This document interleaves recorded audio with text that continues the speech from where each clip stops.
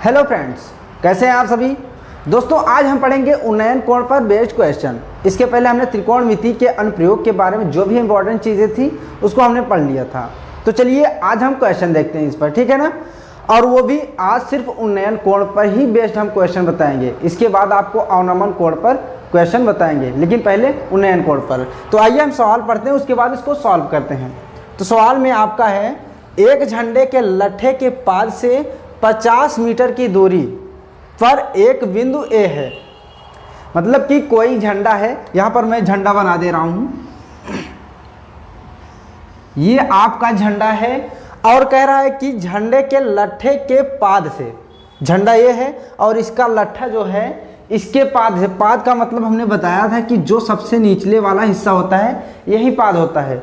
और पाद से 50 मीटर की दूरी पर, 50 मीटर की दूरी पर एक बिंदु ए है।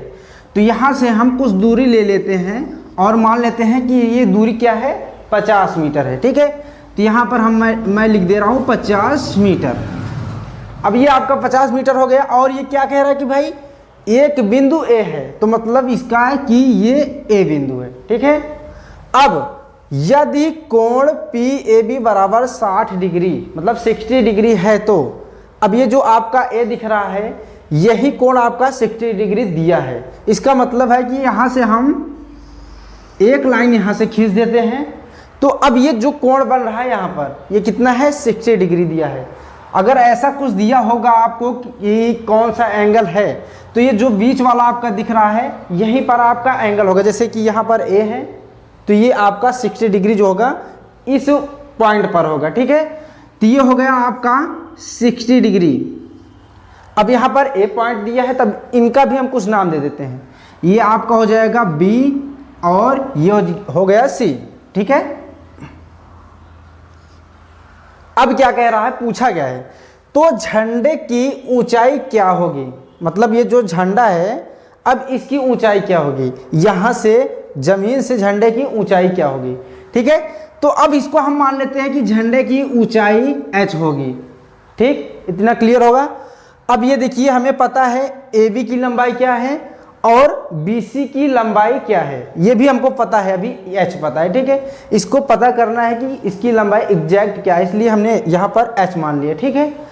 अब हम देखेंगे कि त्रिकोणमिति अनुपात में लंब और आधार, ये आपका लंब है ना, ये लंब है और ये आधार है। अब हम ये देखेंगे कि लंब और आधार त्रिकोणमिति अनुपात में किस त्रिकोणमिति अनुपात के साथ आता है, जैसे कि साइन कॉस टैन में किसके साथ आता है, ठीक है। अब इसके लिए मैं फॉर्मूला आपके लिए लिख दे रहा हूं, लाल बटे कक्का का, ठीक है।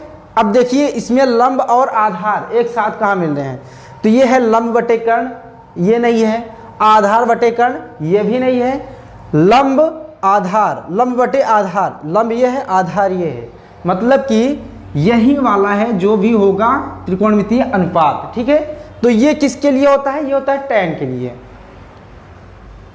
ये होता है tan के लिए। और इसके पहले जो बचे हैं दोनों ये होते हैं, ये होता है cos और ये होता है sin के लिए, ठीक। तो ये आपका tan के लिए हुआ। और अब इसको हम tan के जो त्रिकोणमितीय अनुपात है अभी इसको हम लेकर सॉल्व करेंगे। कैसे, देखिए ये आपका tan है ही और ये 60 डिग्री, क्योंकि tan किसी एंगल के साथ लिखा जाता है। तो अब ये कोई एंगल कितना है, 60 डिग्री है, ठीक है।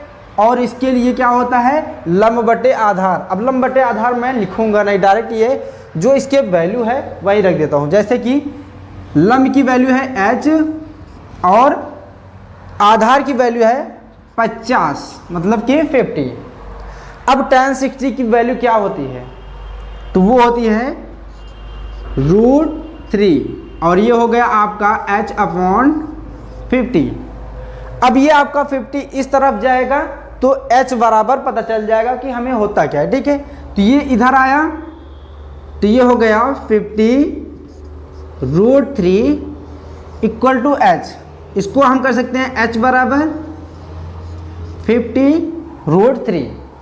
h की वैल्यू इतनी आ गई और h हमने माना क्या था, झंडे की लंबाई। इसका मतलब है कि जो झंडे की लंबाई या ऊंचाई जो ऊंचाई होगी झंडे की वही होगा ये h, ठीक है। और ये हो गया 50√3, इसकी वैल्यू आ जाएगी आपकी 50√3।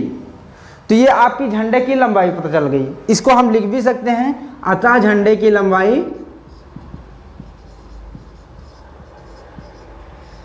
झंडे की लंबाई नहीं लिखेंगे, यहां पर ऊंचाई दिया है तो ऊंचाई लिख देते हैं हम।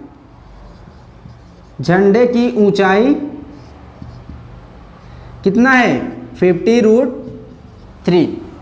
तो ये आसान सा क्वेश्चन था। अब इसके आगे हम और भी क्वेश्चन लेंगे जिससे कि आपको और बढ़िया से क्लियर होगा। तो चलिए दोस्तों अब देखते हैं दूसरा क्वेश्चन, ठीक है ना। तो इसको हम पढ़ते हैं। इसमें क्या दिया है आपका कि जिस समय सूर्य का उन्नयन कोण 60 डिग्री था, एक स्तंभ की परछाई 20 मीटर मापी गई। स्तंभ की ऊंचाई ज्ञात कीजिए, ठीक है। फिर से पढ़ते हैं। जिस समय सूर्य का उन्नयन कोण 60 डिग्री था, एक स्तंभ की परछाई 20 मीटर मापी गई। सबसे पहले हम बना लेते हैं एक स्तंभ, ठीक है। ये आपका स्तंभ हो गया और इसकी परछाई की लंबाई कितनी हो गई भाई 20 मीटर, ठीक है। तो हम इसकी परछाई की लंबाई हम लिख देते हैं 20 मीटर और कोण कितना बन रहा था 60 डिग्री, तब ये 20 मीटर इसकी परछाई बन रही थी स्तंभ की, ठीक है। तो यहाँ से हम एक रेखा खींचते हैं यहाँ इसके स्तंभ के चोटी पर, ठीक है। तभी ये एंगल बनेगा 60 डिग्री का। अब ये 60 डिग्री का एंगल बना तभी ये परछाई इसकी 20 मीटर हुई, ठीक है। अब इसका हम कुछ नाम दे देते हैं ABC, ठीक है। अब कह रहा है कि भाई स्तंभ की ऊंचाई ज्ञात कीजिए। स्तंभ की ऊंचाई ये है स्तंभ, इसकी ऊंचाई ज्ञात करनी है। अब इसको ज्ञात करने के लिए सबसे पहले हम इसकी ऊंचाई h मान लेते हैं, ठीक है। क्या मान लेते हैं h। उसके बाद हम इसको मानेंगे तभी हमारा आसानी से सॉल्व हो जाएगा क्वेश्चन, ठीक है ना। अब देखिए यहाँ 60 डिग्री है, मतलब कि कोई एंगल है। अब यहाँ से ये लंब हो गया और ये आधार, ठीक है। अब लंब और आधार किस त्रिकोणमितीय अनुपात में आता है, वो आता है tan में, ठीक है। तो यहाँ पर मैं लिख भी दे रहा हूँ फिर से, लाल बटे कक्का। तो ये देखिए आपका लास्ट में जो है लंब और आधार, लंब बटे आधार आ रहा है ना, और ये होता है tan के लिए। तो ये आपका हो जाएगा tan 60 डिग्री बराबर कितना होता है लंब बटे आधार। तो लंब को h हम लिख दे रहे हैं और आधार को 20 लिख दे रहे हैं डायरेक्ट, ठीक है। तो ये हो जाएगा आपका h/20, ठीक। अब tan 60 डिग्री की वैल्यू क्या होती है, इसके पहले हमने करवाया था इसको। तो ये होता है √3 और इसको ऐसे ही लिख देंगे, ठीक है। अब इसको जब हम इधर मल्टीप्लाई करेंगे तो कितना हो जाएगा, ये हो जाएगा 20√3 = h, इतना हो गया। अब अगर आप चाहते हैं इसको और सॉल्व करना तो ये इसकी वैल्यू होती है √3 की वैल्यू होती है 1.73, इसकी वैल्यू होती है √3 की। अगर आपको और सॉल्व करना है तो यहाँ पर इसका मान रखिए, मल्टीप्लाई करिएगा तो और एग्जैक्ट इसका आंसर आ जाएगा। नहीं तो अगर आपको नहीं करना है तो इतना ही कर लेंगे तो आपका कोई दिक्कत नहीं है, ठीक है ना। तो h की वैल्यू आपके आ गई है 20√3 और h हमने किसको माना था, ये जो ऊंचाई थी स्तंभ की। इसका मतलब है कि स्तंभ की ऊंचाई कितनी है 20√3। तो ये आपकी स्तंभ की ऊंचाई आ गई, ठीक है दोस्तों। ये हो गया आपका उन्नयन कोण पर बेस्ड क्वेश्चन, ठीक है ना। आपने जितना भी त्रिकोणमिति पढ़ा है सिर्फ उसी का यूज करना है। इसमें सवाल में जैसे जैसे पूछा है वैसे वैसे आप कर देंगे तो ये क्वेश्चन सॉल्व हो जाएगा।